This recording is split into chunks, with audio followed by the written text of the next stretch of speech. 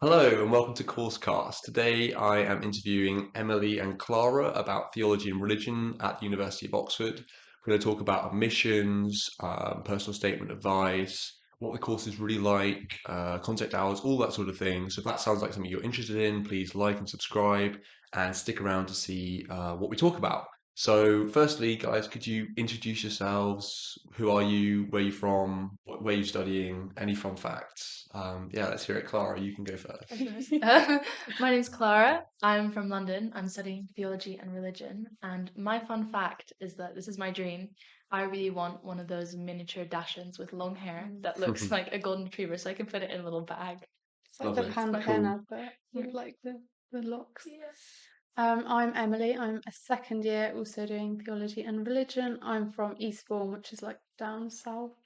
It's the best way I can describe it. Okay. And I was a rock climber for like 5, 6 years, and I competed, and that was fun. So Awesome. Very nice. yeah. And do you still do that here or not anymore? No, there's not really facilities for it. You have to go out, and it's more of a hobby type Yeah, situation. So sure. Fair enough.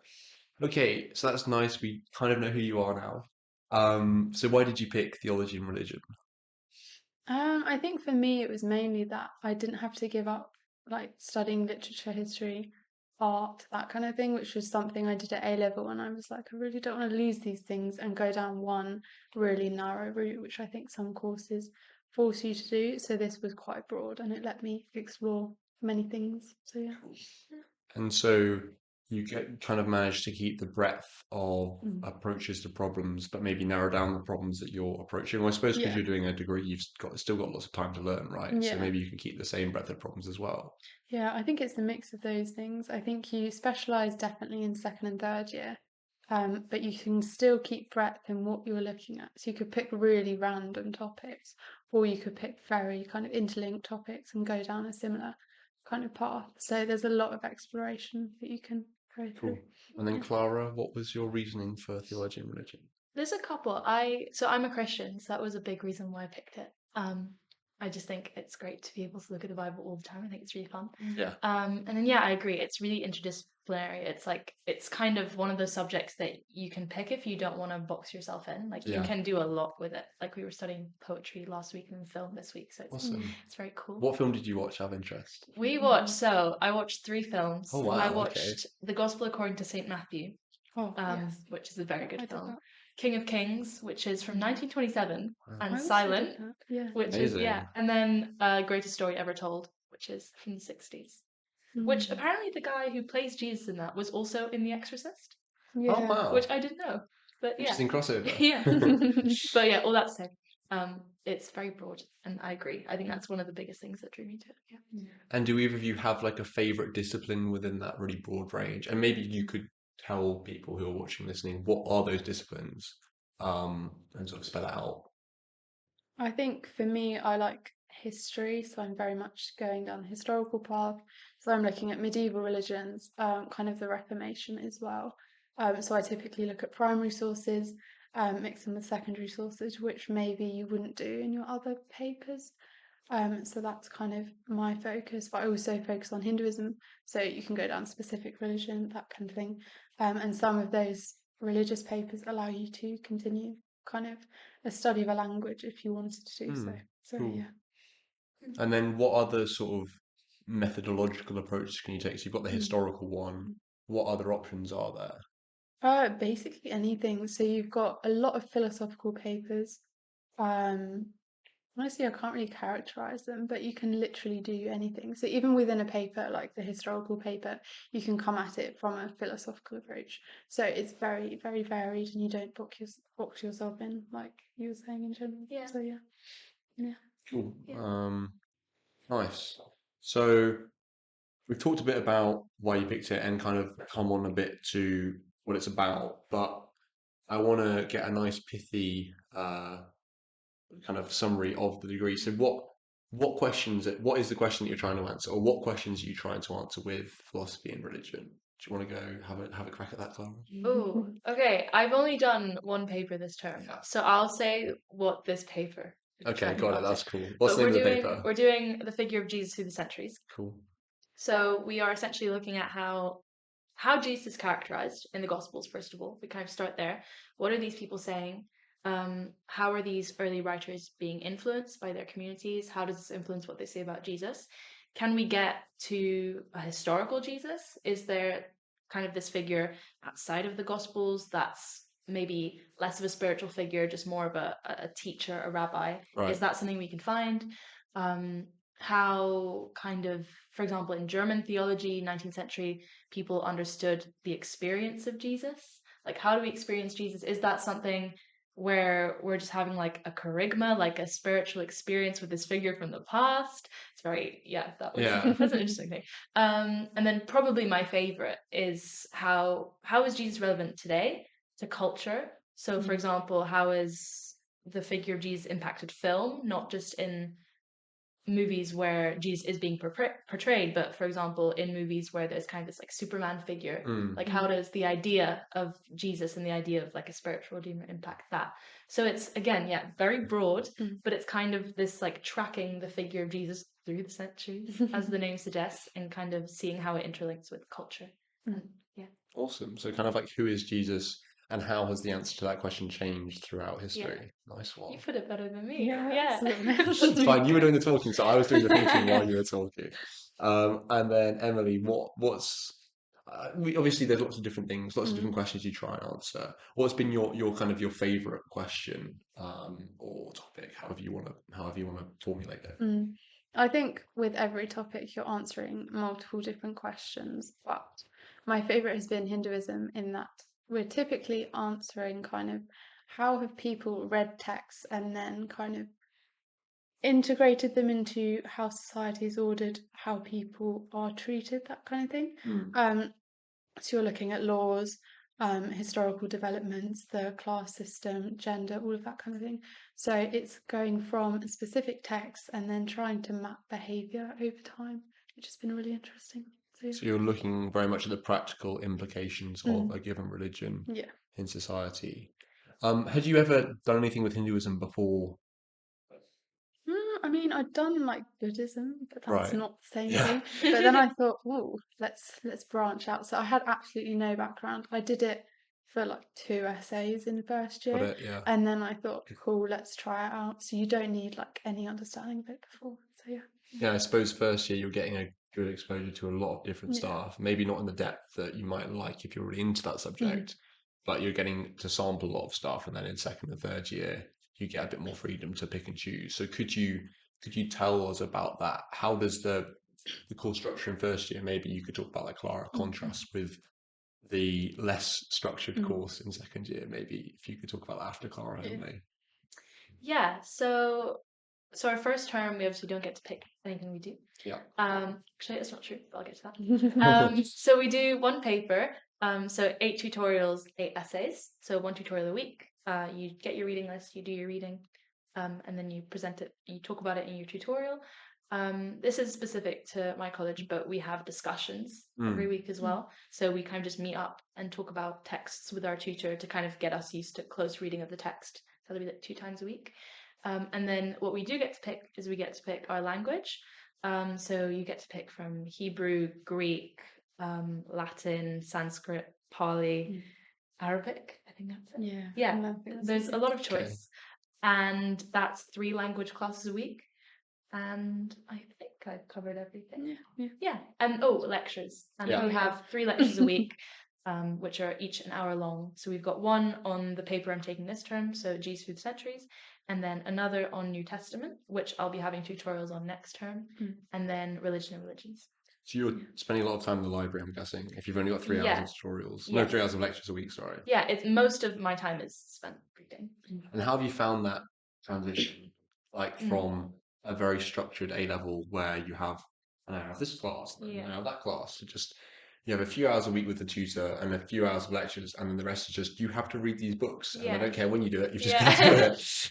I think a big part of it is that you do need to have quite a lot of self-discipline in the fact that you can't just sleep in as long as you like and then go out with your friends as long as you like. I mean, you can, you definitely can, but but it is about structuring your day around doing the reading, honestly. Mm. So I have found that it's been really helpful to just get out of my room first thing in the morning. I usually have I think all of my mornings I have a contact hour, Yeah. which is really good because then I get out of bed. Yeah, you're forced to get out of I'm bed. forced to get out of bed. And then I will try to stay in the library or like stay in a coffee shop pretty much for the rest of the day, like except for like going back for lunch and things like that. So trying to kind of stay in spaces where you're gonna be motivated because other people are working. Because if I go back to my room, there's no one forcing me to work. There's no one watching you There's either. no one watching me. But if you're like in the Schwartz but not working, it's kind of odd that you just sat there. Yeah. So I think it was definitely a learning curve at first. But yeah, I think it's about putting yourself in places where people are working. Cool. I think we'll come back to that as well, talking about advice for the sort of transition from A level to a degree. But yeah, Emily, so what's the second year structure or not structure like? Obviously, first year is quite constrained in your choices, but I know that second and third year you get a lot more options. So can you tell us about that? So definitely in first year, it's very much like you're told what to do, when to do it, that kind of thing.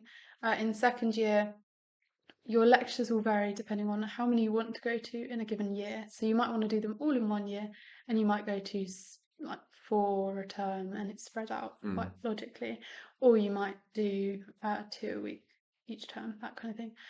So it's completely up to you in that way. Whereas first year, it's like you need to get them done in the year, so you're always going to have 3 a week. So I do 12 essays a term, so it's like 3 tutorials a fortnight, I think. Which is not too bad. It's definitely different to first year, but you get used to it, I think. I don't have language classes because I've dropped my language, which is quite nice. What language did you start out with? Church Latin. So that was Was not. that a mistake or? I think all of them would have been a mistake. So I don't. Yeah, it was not. I mean, it was interesting, but there's no final on it anyway, so I wouldn't have kept going. But yeah, definitely in second year, more free choice as to when you spend your time working and also what you're working on specifically. So it's kind of another jump up, but you're given the tools in the first year to deal with that. So. Yeah, so it's not like there's much of a struggle to decide what you want to do because you've already had the exposure to lots of different ideas. Yeah, that's good. And then also, I know you can do a dissertation. What are your thoughts on that? Well, theology and religion, you have to do a dissertation. So if you're philosophy and theology, you don't have to, and they do 8 final papers instead of 7. So that's 12,000 words, and that's again free reign. So you're making your own reading list, which is horrific. Whereas in tutorials, like you're given reading lists, maybe 30 books, but it's still stuff. So you have to come up with a question that gets approved, and then it's basically you're on your own in a sense. You get 6 hours of supervision, but other than that, like it's all of your work. So I've not actually started that, but usually takes about a year. So yeah. A year? Yeah. As in a year just on the dissertation or a year? Just under a year. So I will start it in my 3rd term this year. Okay. And it needs to be due in the 2nd term next year. Towards the end. So like That's your summer holiday project, maybe. So first draft in by Christmas actually, which is quite a long time. Which makes me wonder how bad it is. Yeah, have they given you a long time because it's really awful? I know, I don't know. But I don't think it's too bad, honestly. It's just another way to split up your time in a different way. So, And is there any support for picking, or is it literally just, oh, you've just got to find something that you find interesting and discover some stuff about it? Probably the latter. There's no like, you can't really find dissertations like past paper dissertation type situation. So you have to think about what you're interested in and then, ask around, see what you might want to talk about in a specific topic. Yeah. But it's again very personal. So, I mean, it's scary, but it's also fun because you've got freedom to choose and write about what you're interested in. Yeah, but then I guess because there's no real model for you to base it off, No. that must be quite a. I guess you've got the 6 hours, contact hours, but still, that's you feel like you're blundering around in the dark a bit, I bet. Yeah, pretty much. I asked my tutor, do we have past dissertations? He was like, I've never thought of that before. I was like, oh, okay. So yeah, it's quite free, but might be fun for a lot of people in that way. So Yeah. And then I want to ask you both, how have you found the tutorial system? Because obviously that's a big part of Oxford, well, Oxbridge, but Oxford as well. Were you nervous going into it? Should you have been nervous going into it? Have you found it helpful? And what would your advice be to somebody who's thinking of going to Oxford, or maybe is already accepted into Oxford? What's going to make their tutorial experience the best it can be? Well, I think if you enjoy the interview, or even if you don't enjoy the interview, but you find the interview like interesting, the interesting Right. format, and you find it helpful, then I think you'll definitely enjoy the tutorial system. I think it depends based on your tutor, obviously, how they do it. Yeah. But it's essentially just a conversation about all the reading you've been doing that week. And I find it, if you found the essay that week really interesting, it's really empowering to be able to like say all of these things that you've learned that week, like be able to talk with an expert in the field about a topic in so much detail. It's really cool. Yeah. I think making the most of the tutorial it's easier said than done, but just like contribute to everything.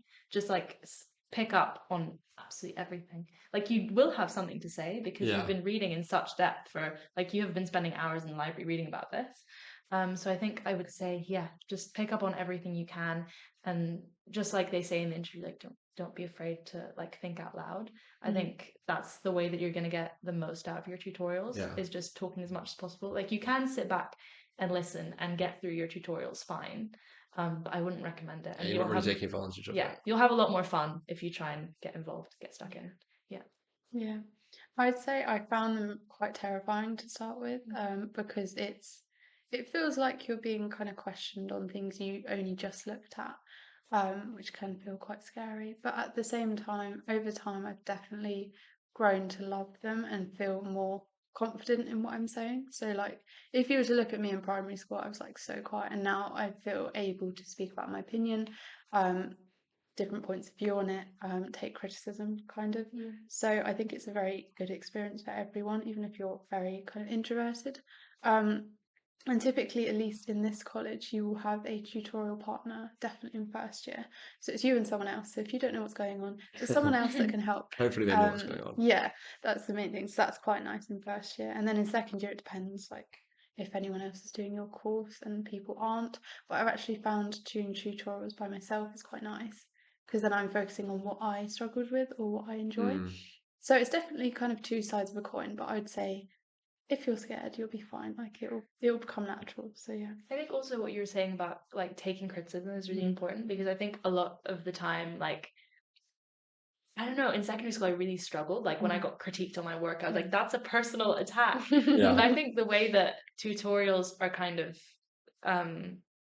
structured is they are structured around like critiquing your work. Like that's what they're structured Yeah. around. But that's so good, because then you actually learn from your mistakes, which is, I think a lot of people struggle with that. But the whole thing is structured around making sure that you're getting better. So by the end of a tutorial, even though at the beginning you might have been like, oh, I don't like that you picked up on that, I don't like that you critiqued my point, by the end you've gotten so much more out of that than you would have if they never said anything about your work. So I think it's really great because it's personalized in that way. Definitely. Cool. I think if you have like rejection sensitivity, it can feel weird to start with, but at the same time you have to separate it. It's definitely not personal.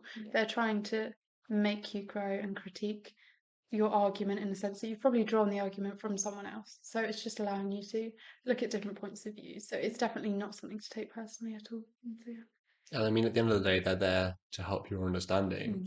You're not there to make your tutor happy with you. You're there to learn. And yeah, I definitely think having your ideas criticized by somebody who, well, usually knows a lot more about it than you hope they do, is a really constructive way to learn. Yeah. Now we've talked a lot about the practical. I want to go a bit more philosophical now. I don't know, maybe not philosophical. Theological. Yeah, theological maybe. So obviously this is theology and religion. You've mentioned you're a Christian, Clara. What would you say to people of faith considering doing this? Should they be worried their faith's going to be torn apart? Should they be worried about being in constant existential crisis? What kind of support is there? That sort of thing. Yeah. I would definitely say that if you're a Christian and you're scared of starting to study theology at a place like Oxford, I was in the same boat, because I got told like by so many people when they asked me like, what are you doing? I was like, I'm gonna go study theology at Oxford. They're like, oh no, be prepared to like not be a Christian anymore at the end of your degree. I think it's absolutely not the case. I think that it's it's the same thing with like criticism and critique. It's gonna in the end build your faith up. I think it's so good to think about what you believe and to think about maybe places where you've just accepted things that people have told you and you might not necessarily have thought very deeply about. I think is really important. And I think at the same time, like this is you studying and then there is your faith. And even though they're intertwined, do have to keep them a little bit separate. I think if you were constantly thinking about, like, as a Christian, like, oh, you looked at this like biblical critique in your tutorial and now it's going to take up like your entire life. I think that's not necessarily healthy. So I think there does have to be a little bit of separation. But I also think that the atmosphere around theology and religion being taught here at Oxford is not as hostile as people think it is. Like your tutors don't want to rip apart your faith. They don't want to. They find the Bible just as interesting and rich, and the Christian tradition just as interesting as you probably do, probably more because they've been studying it for longer. So I think it's nothing to be afraid of, but I think there is definitely like you do need to sometimes keep them a little bit separate for the sake of your sanity. I think in terms of support, always get stuck in with the church community if you're a Christian. It means that you can kind of have your faith there in a non-academic context as well as just learning about it and reading about it in a library all day. I think that's super healthy as well. But yeah, nothing to be scared of. Cool. Yeah. Have you got anything to add, Emily? No. Out of interest, what is the sort of the like the balance of faith to non-faith in the course? Like, Yeah, I think I know a lot of Christians studying theology, but I also know some Jewish people studying theology, some Muslims studying theology. I think I don't know. I don't want to make like a definitive statement because I don't yeah, know, yeah, but yeah, the statistics. I know There's quite a a good few mix. religious people studying theology And non-religious and as well. non-religious. Yeah. So I think it's definitely not an overbearing outbalance one or the other. I suppose in some ways that's quite good because it means that there's no like overwhelming majority of Yeah. of one view. It kind of allows everyone to like you don't feel like you have to conform because there's no one majority Yeah. kind of thing. Yeah. Cool. So obviously we've talked about what you're going to be doing while you're doing the course. What happens after? What sort of career stuff is there, post grad, that kind of thing? I don't know, what are you guys looking to do afterwards? If you know what you're going to do at all. Emily, Emily, do you want to have a say anything about that? I think the beauty of this degree is that in content-wise, it's very broad, and then also career-wise, it's very broad. So a lot of people go into law, which is quite fun. Basically, everything you learn, kind of hard skills-wise, in this degree is applicable to many careers. So diplomacy, literally anything, pretty much you can think of. It might mean that if you've not done a good degree in it, you have to specialize for a few years or Right. more. But it doesn't hold you back in any way. It's probably more useful because then employers can see, you've been able to attack very existential questions and deal with these things people might not deal with in other degrees. So yeah, it's definitely a good degree if you don't know what you're going to do, you don't have a specific plan. So Yeah, so you're almost building up a really good reservoir of different Mm. skills to then when you do find something you want to do, you can like you're in like a better place to pursue that thing. Once you've worked out what you want to do. Yeah. So Clara, did you work out what you were going to do? Did theology Yeah. play into that? Like, was it a strategy, or was studying this degree kind of separate to what you want to do as Yeah. a career? So I wouldn't say it's necessarily completely separate. So I would love to go into like the nonprofit charity sector, which I don't think is completely divorced from theology and religion. Like I Yeah, think yeah. especially when you're looking at like religion and culture, there's so many wonderful Christian charities and the way in which religion is practical, I think is really interesting. So it's definitely not completely separate from it. But I wouldn't say that I studied theology and religion because I wanted to go into Yeah. it. I think because you can do anything with it, I think it's just so lovely to be able to just do this degree because I love this degree and then do something else which is not necessarily related after. But again, like I will learn so many skills from the degree which are completely transferable to working in the charity sector. So I agree. It's good transferable skills to anything. So you're both equipped for a future career that you want to do, but also you can study something you love. Yeah. Yeah. That's really cool. Right, I think that's all I want to talk about in the actual degree itself. And if people are still watching, it might mean they're interested in actually getting onto this degree. So how do we do that? Let's start from the beginning. Personal statements. How do you make your personal statement stand out, especially without an admissions test, to get you from that stage to interview? Yeah, just kind of talk me through what you read, um, and what your approach to writing was, all that sort of thing. Let's go Clara first because you did it most recently. Yeah. So the way I approached my personal statement is, and I think this is a good way to do it, is I just thought about, I'll start with one thing I'm interested in, and then I'll find like a central issue that I find interesting, and then I'll branch out to loads of different things and kind of read widely around one topic, but in a Hmm. way that's quite broad. So let me think back to my personal statement. So I thought a lot about questions of like natural theology and how we see God in the natural world. So I watched a lecture by David Attenborough about like mating rituals for birds, like the way Right. that Okay. like they make all these beautiful nests and do all these dances, and how that's quite beautiful, and how that then like attracts mates to each other. So Yeah. like that idea of beauty, and how maybe the idea that birds have a sense of beauty, like does that mean that that correlates to a sense of the divine? Hmm. And then based off of that, I was like, okay, sense of beauty, like how have people understood beauty throughout different ages? So I went to Julian of Norwich, who's a medieval author, and I looked at like how medieval thinkers thought about beauty and how that's very different and often quite violent to us today. The Right. idea of like the blood and the passion. And then I also read a bit of Calvin, just to get an idea of like the sense of the divine. So I had this central issue that I was interested in, and then I read loads of different things and I watched loads of different things. So I went to a lot of different mediums, to a lot of different time periods around this central issue. Yeah. Yeah. So it's like a unifying theme Yeah. with lots of different like sub little bits that you can get Yeah. excited about and interested in. And I think that can be good for like the idea of like standing out. I think it prevents you reading kind of like stock texts that Yeah. you think that are going to get you in. Like you don't have to read like all of Calvin to think you're impressive. Like it'll be more impressive if they know that you're passionate about something and you went out of your way to like find loads of different little things that kind of link it all together.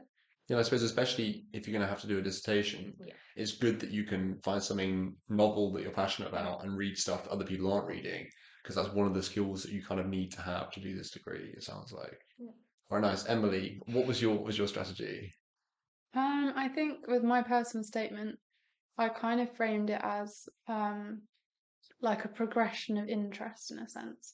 So with your written work, which probably is an essay, which makes up for not doing an admissions test, it's very Oh much yeah. like you're answering a question, that kind of thing. Whereas your personal statement, I presented it more as I found an idea like you did. I branched off. I demonstrated how I went from one thing to another. So, oh, this got me interested in this, that kind of thing. And same as you, showing a wide range of things that I've looked at. So exactly as you said, don't read stock text like secondary texts that are in the field, because that's not variety. You want variety in the mediums in which you're looking at. So open university lectures, data, if you want to include data. I specifically talked about Plato and Aristotle and their dialogues on the soul, and the fact that dialogues are typically kind of poetical, and how that's a form in which to transmit ideas, in contrast to maybe a novel, which is a different format, that kind of thing. So give yourself a lot to talk about that's not specifically on the issue you're looking at. So you're showing a broad range of interest, I think. So exactly the same as you. Yeah. And how did that then lead into interviews? Were you asked about your personal statements in interviews at all? Yeah, I think it was the first thing we Okay. talked about, but Yeah. it was very obviously they can't ask you about everything, but it was like very specifically about Yeah. like one line in your personal statement. Mm. And I think that's the big thing about interviews is you need to make sure that you know your written work and your personal statement like the back of your hand, Mm. because they can ask you absolutely anything. So what I did before going into my interview was I had my personal statement in like a Word document, and then I like broke it up and went through like everything they could ask me. So I put like they might ask this question, and then I wrote out like an answer. And that's not so that you can then like memorize answers to questions they might ask you, but it's so that you can get used to seeing like maybe where the holes in your arguments are, or where there's interesting questions to be asked, and it just gets you used to having your work picked apart in that way, because that's very much what they will do in the interview. I guess it forces you to think a bit deeper and a bit more, think beyond your personal statement. Because obviously, if only the only thing you have to talk about is what you've already put in your personal statement, Yeah. the interview is going to be quite dull for the interviewer because Yeah. they're just hearing what they've heard before by reading your personal statement. So I guess you've got to, by picking it apart, it forces you to get a deeper understanding of all the different things. So you've got stuff ready to say in the interview. Yeah. Nice. And then Emily, could you maybe talk about what the structure of interviews was like, and were there any things that happened that were a bit unexpected? Yeah, so typically they'll start with something in your written work or your personal statement, just so you're comfortable, and because you've written it, obviously. Yeah. They're not trying to trip you up. They're not trying to make you remember facts or anything like that, or know the argument perfectly. It's more just to kind of settle you in. And then they kind of branch off and pick on one specific thing typically. So I was looking at the soul, and then my tutor saw that I did English literature and saw that I did Hamlet and was like, oh, in Hamlet, how is the soul presented? Which was very random and I didn't think would come up, but he was trying to see how I could take a new kind of understanding and work it through and my thought processes. And then also, which I forgot actually until today, I don't know if they did that for you, but we had primary sources and we had to like analyze them. So I got like Genesis, and they would just ask you, what is this trying to say? How is it doing it? What do you think this, this is arguing, that kind of thing. So it's a mix of your own knowledge, and then they're giving you a text to see how you unpick it. Not necessarily if you're right, but just your thought processes again. So I think what you said about like asking about Hamlet and like trying to transpose, I think that's something they really like to do, is they like to see whether you are comfortable with like an idea kind of being applied to another context, like seeing how like flexible you are. Yeah. So I had the same thing, like in my personal statement I mentioned that I was in a play, Antigone, and then my tutor asked how Augustine, which was my written work, how Augustine's theory of original sin could be applied to a Greek context, and like the idea with the pantheon of gods, which is such a curveball question, but I think if you take a deep breath, you realize that, oh, I know this concept of Augustine's really well, and I know this play really well, so technically I should be able to do this. And then I think it's much more impressive when you can. But yeah, they really like to do that, see how comfortable you are with that. Right. So is there any way that potential applicant could like drill that, like linking these different ideas together? I suppose you could do like a big mind map. Yeah. Yeah, Of just I all the never stuff thought of that that. No. you've learned.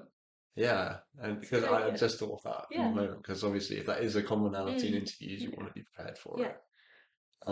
Right, cool. What would you say is like not the ideal student, but what qualities make a good theology and religion student, and maybe how could you develop them in the run up to hopefully getting a place? I think you need to be very precise.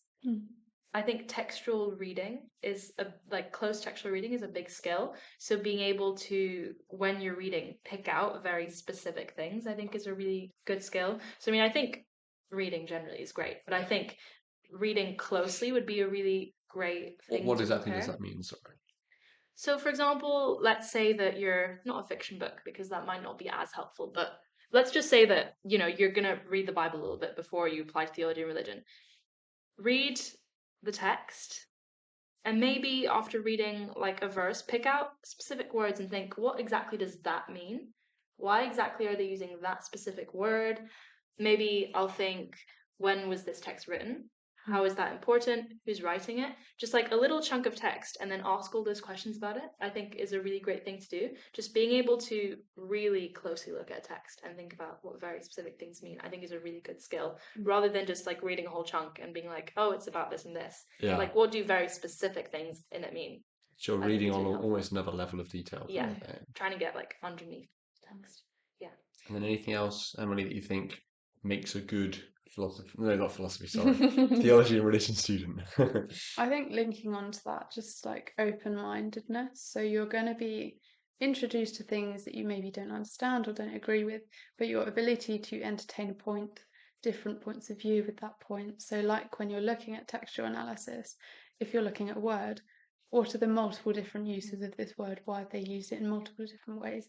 As opposed to being very narrow-minded, being like, it means this, they use this because of this, because you can't know that. So just open-mindedness and able to share your thought processes in analysing these often alien concepts. Yeah. Cool. And you mentioned that you've sort of developed your ability to take, let's say, criticism. Mm. Is there anything else that you think this course has sort of developed in you that you maybe weren't expecting? Any qualities, that sort of thing?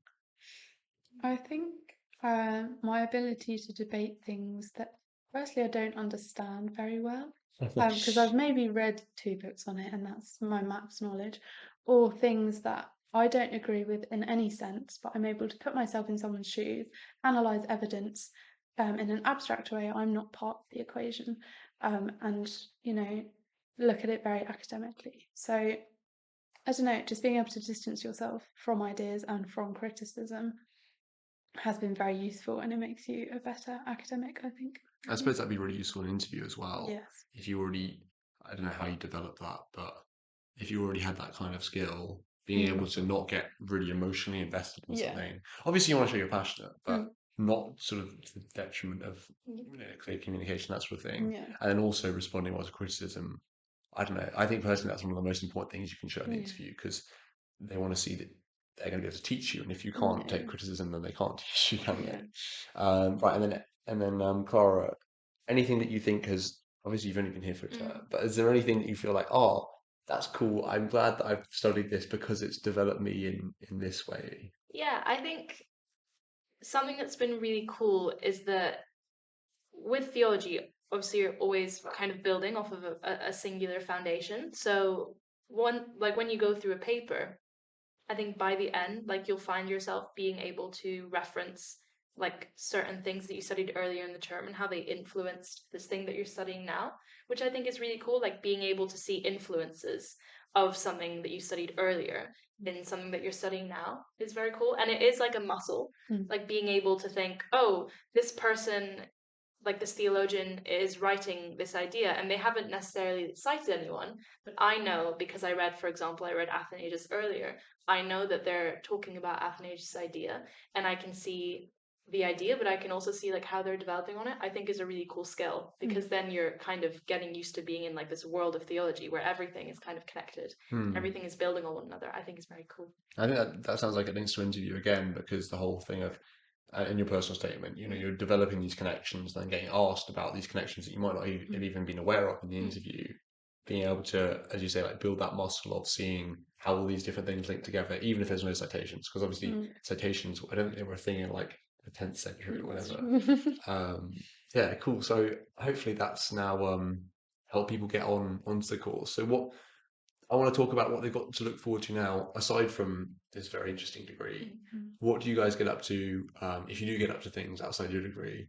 What sort of things are you involved in terms of college life or societies, that sort of thing? Have you got anything you're doing, Clara, that's not just theology and religion? So I was in a play earlier this term cool. because I'm really into drama. It was What called play was it? Under Milk Wood by Dylan Thomas, who's a Welsh poet, and it was originally a radio play, and it's very cool. Interesting. How did that, I'm interested, how did that kind of, how do you pivot that from audio only into? Oh, you'd have to ask the director Okay. today. But it's a really beautiful and lyrical play because the writer's a poet, and I think that translates really well to the stage. It was very dreamlike and it was a very like docile play. Yeah, and then we also did do a radio broadcast of it. Oh, wow. So we kind of went back to the roots. But yeah, I mean, you'd have to see it to see how well it translated to the stage. But I Where think can it you was hear the quite good. radio broadcast? Spotify. Oh, It's on okay. Spotify currently. Can I link that in the? Yes, Yeah, of okay. course. I'll link that to Shameless too. promo. And then yeah, outside of drama, I'm really involved in my church community, which has been really amazing. Made loads of friends there. It's a great community. Yeah. And do you feel like being able to discuss theology and religion outside of your tutorials or whatever, that's been helpful as Yeah, well? it's so good. It's so helpful. I think being able to have a different, because most of the people I'm discussing theology and religion with outside of the course, like at church, are not studying the degree. So it's also interesting to kind of have their perspective on it. But yeah, Yeah. I think as I was saying earlier, I think it's a really healthy sense of separation to have from your degree, kind of. Yeah. Cool. And then Emily, sorry, just swallowed some tea You're down right. my what's the air pipe called? I don't know what the air Oh, pipe's called, but airways. yeah. Tea went in the wrong place basically. Mm. But anyway, back on track. Emily, what do you do when you're not doing theology and religion? I think, well, there's a lot going on in Oxford, so like Yeah, you can go down the heavily society, career path. I'm going to get really involved with these businesses, yeah. show face, or you can get involved very creatively. So, linking to you, there's always plays going on. So I went to a lot of plays last year. Cool. Balls are great. So Mm. balls and formals, that's very Oxford. Dress up, nice food and drink, just a nice night out, pretty much. So this town is very busy. There's a lot going on that you can go to outside of your degree, but also there's the space for you to develop your own hobbies by yourself or with the society. So it's quite nice. Yeah. Yeah, that sounds lovely. And I guess it's a really great environment for meeting people as well, Mm. whether in your course or not. And some pretty cool venues for all the different. Yeah. What's been your favorite formal / ball of the past year? Oh, I mean, they all blur into one at this point. But like my favorite thing is when you go to a ball and then you're kicked out at whatever time, like midnight, and then you just walk around Oxford and it's so quiet and it's just beautiful and you see all the buildings and you're in this really weird gown and you just feel like, I don't know, it's just such a It's very amazing surreal. feeling, a Yeah. surreal feeling, that you get to experience the city in that way and be part of the student life. So yeah. Yeah, I remember after matriculation, obviously it's not the middle Mm. of the night. That felt so odd. Yeah. Everybody in these Yeah. funny gown things with their Tesco's £3 wine going punting. Like it's such an odd thing to do, and yet it Yeah. feels so normal in Mm. Oxford. Yeah, cool. Is there anything else? Anything else I want to talk about? I'm trying to think. So we talked about the degree, we talked about getting it in, we've talked about outside.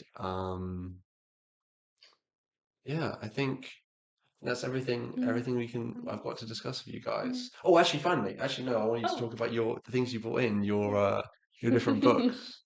We've gone very much like everything is the same here. Well, There's a bit of Hebrew. variety. Right, do you want to So go first? we have the NRSV UE Bible, which is the New Revised Standard Edition, updated, whatever. I don't know. Yeah. You're meant to have the NRSV, so New Revised Standard Version. I couldn't find that. So that's like typically the Bible that everyone uses. I didn't read the Bible before this degree, so maybe that's some hope for some people. But this is the Bible that you want to have because it standardizes translation, and it's something very useful. But you can also do it online. So What do you mean standardizes well, translation? if you're in a tutorial with someone who's reading the King James or whatever, Oh, it's right, like sure. because we look very closely at the text, they'll have maybe a different adjective, and then the meaning could be completely different. So it's Okay. like we're quite critical in that way. So you just want one standard. I suppose that's really interesting as well, relating to the degree and the really close reading of the text, because you realize how translations can really Mm. influence Yeah. how something's understood. Yeah. Yeah, cool insight. Right, and then what else have we got? This is my bilingual Hebrew Bible. So it has got the Hebrew on one side and the English on the other. And it's very cool. Isn't that Nice. amazing? Yeah. I can't read it yet fluently, but I can read some words here and Okay. there. I don't know, but actually, today we did our very first like actual translation of the Hebrew Bible. We're Awesome. looking at Jeremiah. Oh. It's very cool. And then this is controversial. I do have the New King James. How here. dare you? Personal reading. Yeah. I use Bible Gateway for my Yeah. tutorials. That's the best one. Yeah.